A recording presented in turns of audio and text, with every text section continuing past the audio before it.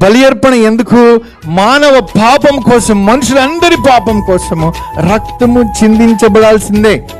అది మరి క్రయముగా అది తప్పనిసరి. మనుషులు పాపం పోవాలంటే, మనుషులందరి శాపము నిత్యనాశనం నుండి మనుషులు తప్పించబడాలంటే రక్తము చిందించబడాలి. అది పరిశుద్ధి రక్తము. అయితే యేసు ప్రభు వారు అది అక్కడికి ఆపేసి తన రక్తాన్ని మన కోసం, ఆయన దానికోసం, మనందరి కోసం, ఒక్కొక్కరి కోసం తన పరిశుద్ధ రక్తమును దారిపోసి బలి అర్పణను అక్కడికి ఆపేశాడు. మూడోది పాపం యొక్క బలం.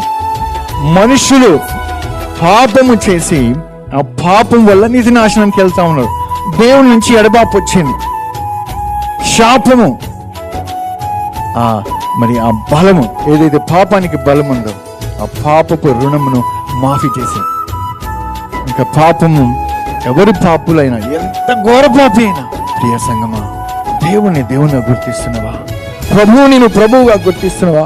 నీ కొరకు తను కార్చిన రక్తమును నిర్లక్ష్యంగా నువ్వు చూస్తున్నావా? మనం పరీక్ష చేసుకోవాలి.